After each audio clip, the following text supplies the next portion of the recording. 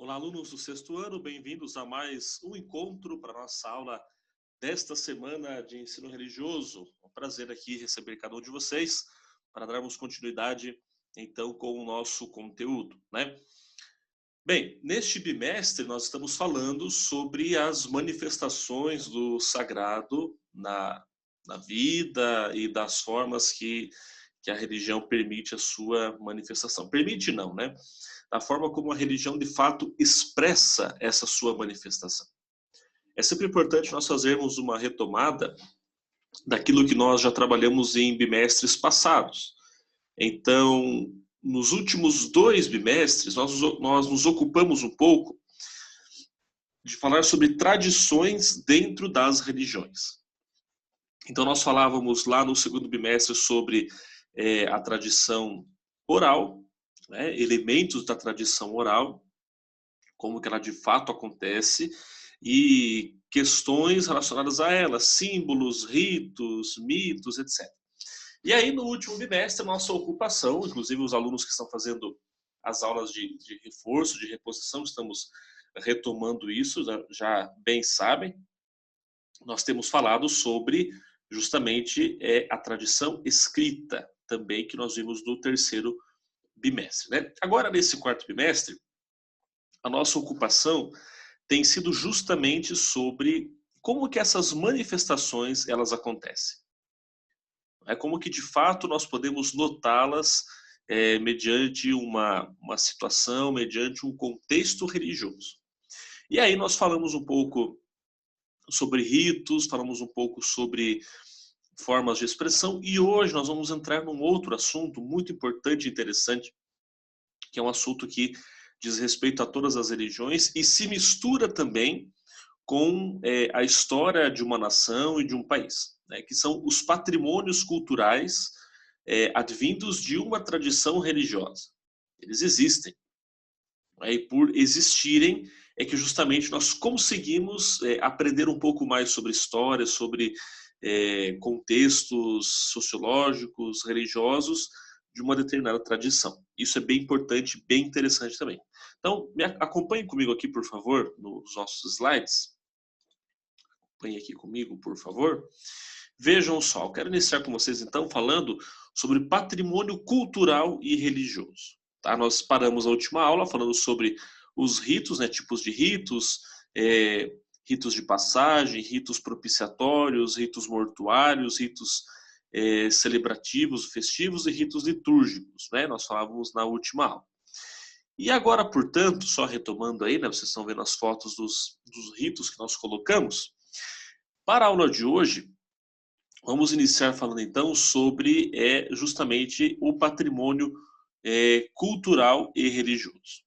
Tá? No Brasil existe um instituto apenas que cuida disto, que é o IPHAN, né? O Instituto do Patrimônio Histórico e Artístico Nacional, o IPHAN.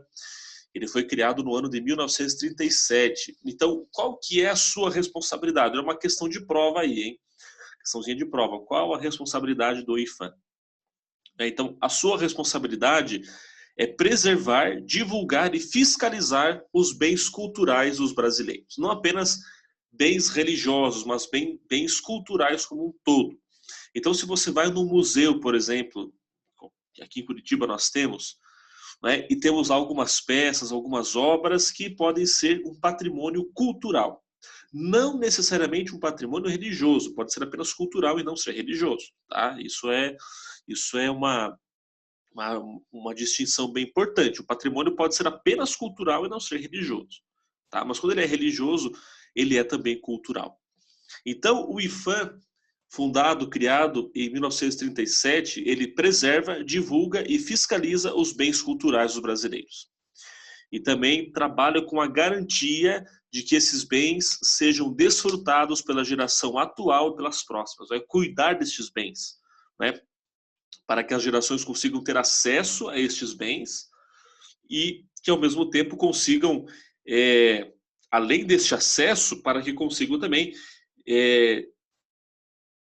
estudar, falar sobre, né, ter um conhecimento sobre estas obras. Né? Porque obras de arte, obras culturais, como o nome diz, é um patrimônio, não podem ser vendidas. é um patrimônio do Estado, né, do Estado brasileiro. Então, tem todo um respeito com elas. A mesma coisa quando, por exemplo, nós temos, vamos dar um exemplo aqui do Vaticano, nós temos lá as basílicas, né? Basílica de São Pedro, Basílica de São João de Latrão, né? Uma pessoa não pode chegar lá e falar assim, olha, eu quero que a igreja venda a basílica, colocar uma placa de venda-se aqui. Não pode, porque já é um patrimônio cultural, religioso e histórico da humanidade. Então, mesmo que não é daquela religião, reconhece como algo que é um patrimônio, como acontece, por exemplo, com o Taj Mahal, na Índia, também é um patrimônio, né? Agora, por que a importância de se preservar esse patrimônio? Por que isso acontece? Vejam só. Preservar o patrimônio histórico, artístico e cultural é cuidar da herança cultural de gerações passadas, compreender o papel que essa herança exerce no presente e projetar sua transmissão para o futuro. Nós vamos cuidar dessa transmissão, nós vamos cuidar desta herança cultural e ajudar com que ela seja transmitida para as gerações futuras. Isso é muito importante. Inclusive, a nossa Constituição Federal, de 1988, ela trata de questões referentes à importância do patrimônio cultural. Isso é bem importante também para todos nós, ok? Aí nós temos aqui o site do IPHAN. Vamos conhecer um pouco do site do IPHAN. Vamos entrar aqui no site do IPHAN. Vejam só. Esse aqui é o site do IPHAN, né? Instituto do Patrimônio Histórico e Artístico Nacional. Temos aqui IPHAN, superintendências, unidades especiais, patrimônio cultural, patrimônio mundial, programas e projetos, acervos e publicações, editais, serviços. Vamos ver aqui o patrimônio cultural material. Nós já vamos ver qual que é a diferença entre patrimônio cultural material e imaterial, tá? Nós já veremos um pouco disso, né? Ou melhor, vamos ver se temos algumas fotos aqui. Isso, vamos ver aqui, bens tombados, né? O que são bens tombados? Bens tombados, isso aqui é bem interessante, olha, vejam só. O tombamento é o instrumento de reconhecimento e proteção do patrimônio cultural mais conhecido e pode ser feito pela administração federal, estadual e municipal. Então, quando é feito um tombamento, não é que vai cair alguma coisa, vai levar um tombo, mas o tombamento significa que está se reconhecendo a proteção a este patrimônio cultural. Tá? Temos aqui várias imagens de locais que são tombados culturalmente e transformados em patrimônios geral, assim, né, do nosso estado brasileiro, né? Vamos ver se temos aqui algumas imagens. Vamos ver aqui no Paraná. O que nós temos do Paraná? O IPHAN no Paraná, né? Vai falar aqui sobre aspectos da dança, né, da dança aqui no estado do Paraná, bem como outras galerias, né? Vamos dar uma olhadinha aqui nessas galerias aqui, e nós encontramos por aqui.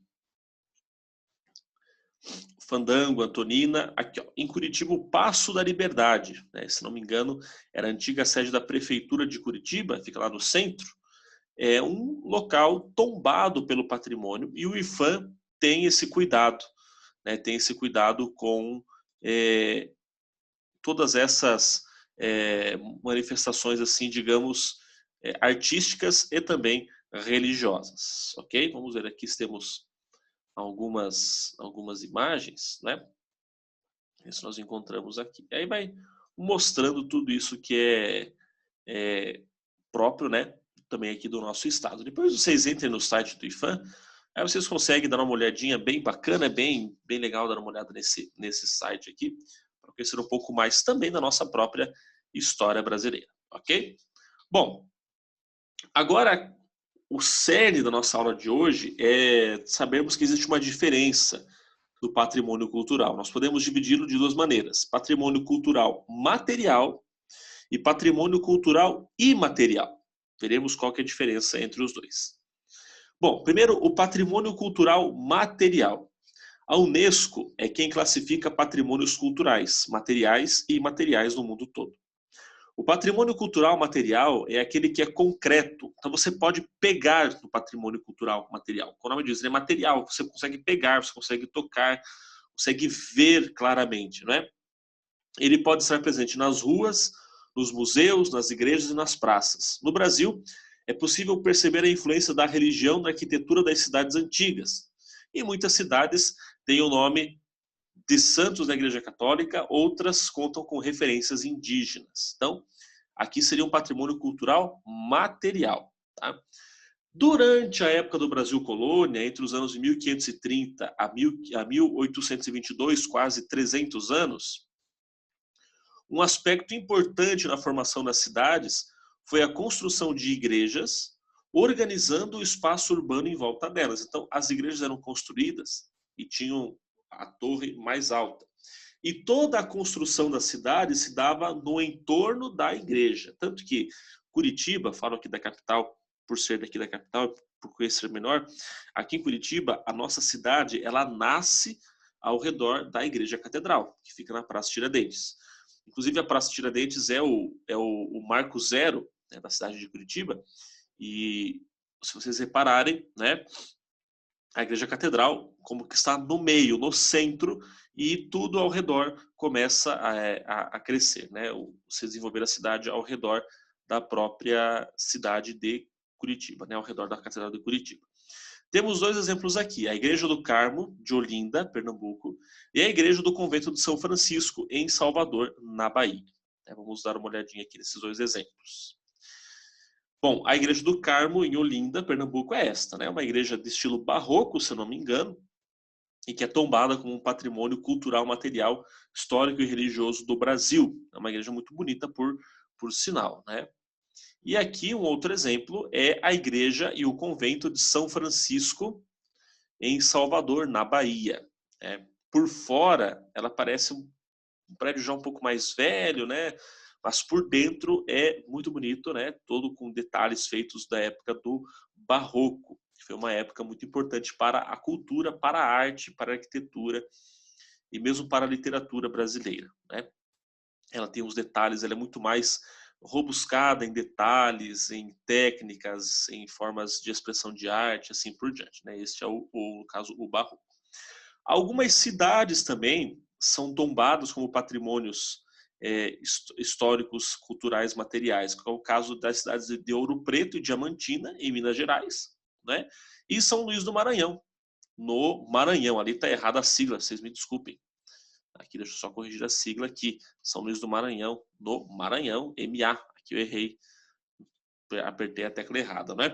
São Luís do Maranhão, no Maranhão, bem como o Santuário do Bom Jesus de Matozinhos, Minas Gerais, e as ruínas das missões jesuíticas guaranis, que foram declarados patrimônio mundial pela Unesco. Aqui nós temos uma foto da cidade de Ouro Preto, em Minas Gerais, que é uma das cidades de arquitetura antiga mais belas do Brasil e mais conservadas até hoje, né? Cuidadas ao seu estilo original. E aqui temos uma imagem das ruínas jesuíticas lá no Rio Grande do Sul. Tá? Então esse é o patrimônio material. Agora, o que seria o patrimônio imaterial? Então, o patrimônio cultural imaterial se refere a atividades, por exemplo, modos de fazer, criar, trabalhar, brincadeiras, festas e expressões religiosas e culturais. Tá? Aqui, deixa eu só corrigir aqui também, a roda de capoeira, não a toda, né? A roda de capoeira, que é algo muito típico do Brasil. Então, a roda de capoeira, ela é considerada um patrimônio histórico e imaterial da humanidade. Você não pode... peguei aqui nas mãos, né? Por isso que o nome é imaterial. Você não consegue pegar nas mãos.